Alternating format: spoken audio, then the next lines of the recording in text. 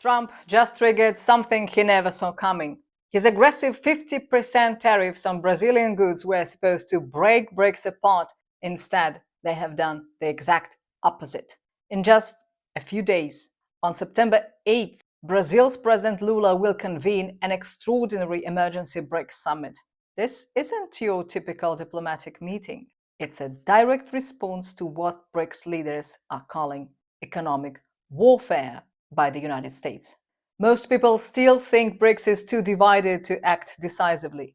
They believe the bloc's diversity makes it weak, ineffective, and destined for collapse. But what if Trump's tariffs have actually become the catalyst that transforms BRICS from a loose association into a unified economic powerhouse? Today, I'll prove to you that these tariffs aren't just backfiring.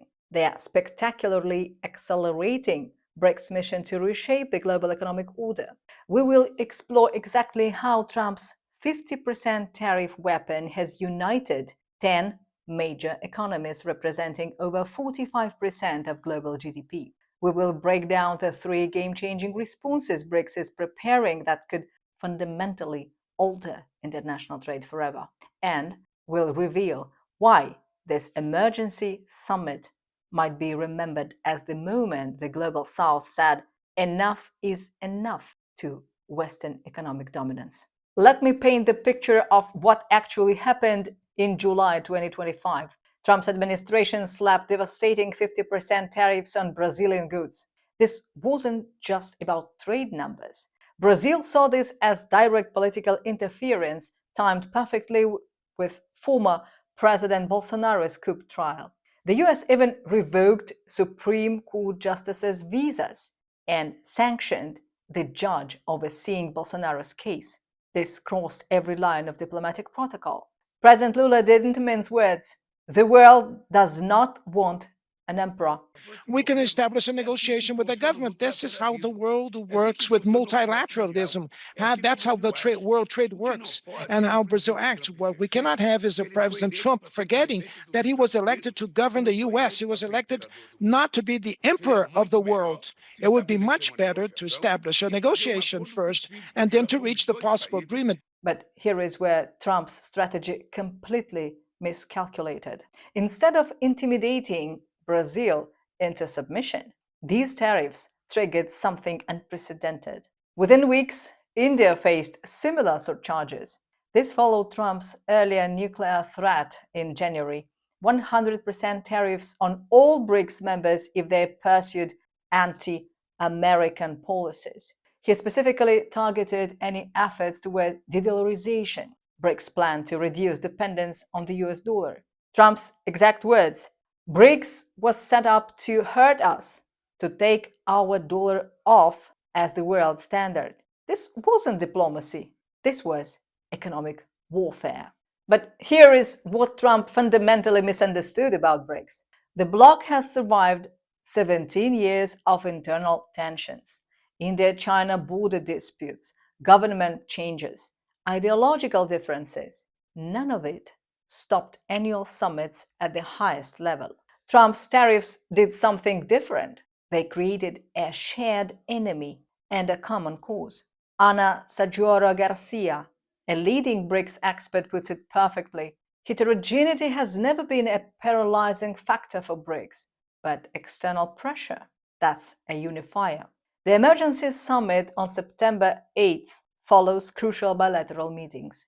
Xi, Modi, and Putin went to the SCO summit in Tianjin on September the 1st. They joined group talks and had one-on-one meetings there. Then Putin went to Beijing on September the 2nd before the military parade. He had more talks with Xi and others. Even more significant, reports suggest a fallout between Modi and Trump. This removes what many saw as the biggest obstacle to BRICS unity. India's previous closeness to Trump had been a stumbling block at the July summit. That's no longer the case. Brazil's chief presidential advisor, Celso Amorim, is coordinating preparations and visiting China for bilateral discussions. This isn't reactive diplomacy. This is strategic coordination at the highest levels. Before we explore BRICS' three game-changing responses, please take a moment to like this analysis if you find it valuable. It helps others discover similar content. Also, drop a quick hi in the comments. It takes seconds, but greatly supports us. Now, let's discover the first game-changer move, the WTO rebellion. BRICS isn't just complaining about Trump's tariffs. They are systematically dismantling the legal foundation for them. Brazil filed a case at the World Trade Organization on August the 5th, arguing these tariffs violate global trade rules. But this goes far beyond one legal case. President Lula is using the emergency summit to rally support for fundamental WTO reform. He's not asking for tweaks, he is demanding structural transformation. The timing couldn't be better. A US Court of Appeals recently ruled that most of Trump's tariffs were illegal. This gives BRICS enormous legal leverage. They're not just victims, they are positioning themselves as defenders of international law. Lula's strategy combines legal challenges with political mobilization.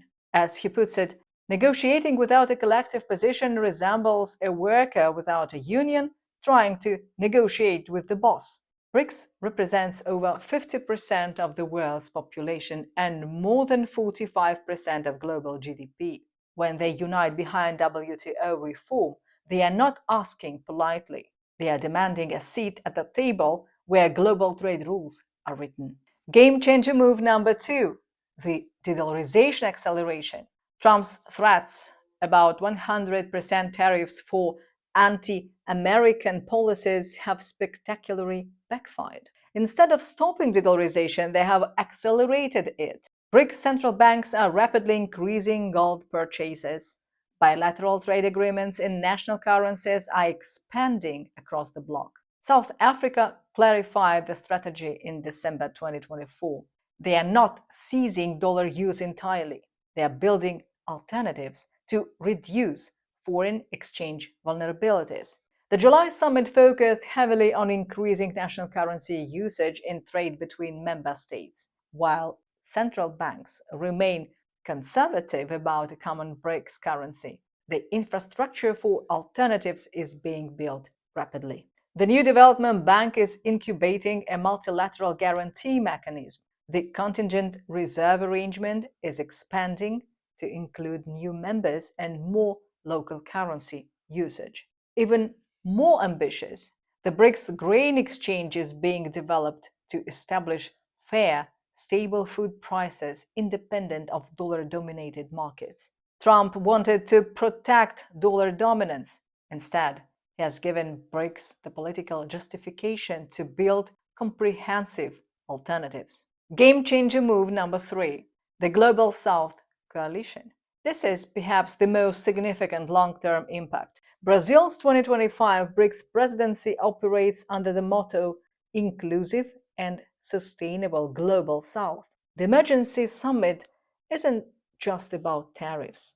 It's about positioning BRICS as the leading voice for developing nations worldwide. BRICS now includes 10 full members and 10 partner countries. Indonesia joined as a full member in January 2025.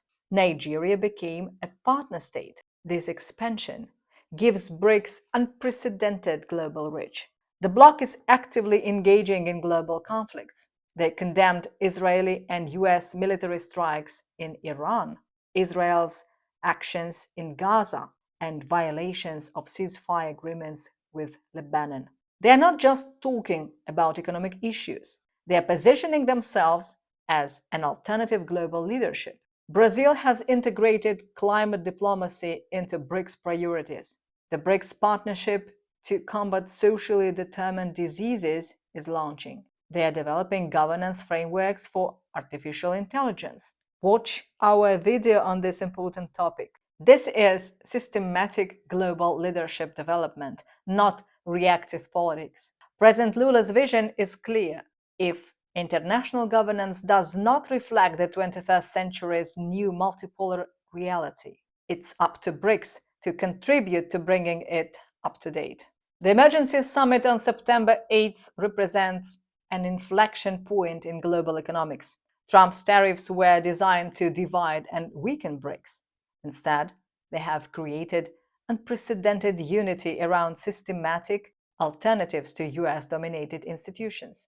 BRICS isn't just defending against tariffs. They are accelerating their timeline for reshaping global governance. The legal challenges through the WTO, the infrastructure for de-dollarization, and the coalition building across the global south, all of this was happening gradually. Trump's aggressive tariffs have turned gradual change into an urgent transformation. The outcomes of this virtual summit will send ripples across global markets and diplomatic channels worldwide. We are potentially witnessing the moment when the global south transitions from reactive to proactive global leadership. This emergency summit isn't crisis management, it's the launch of a new chapter in international relations where Western economic dominance is systematically challenged by a unified alternative.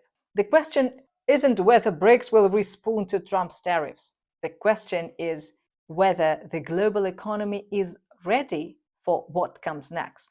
What do you think will be the most significant outcome of this September 8th summit? Drop your predictions in the comments below. I read every single one and genuinely value your insights on these massive shifts happening right now. Thanks for watching.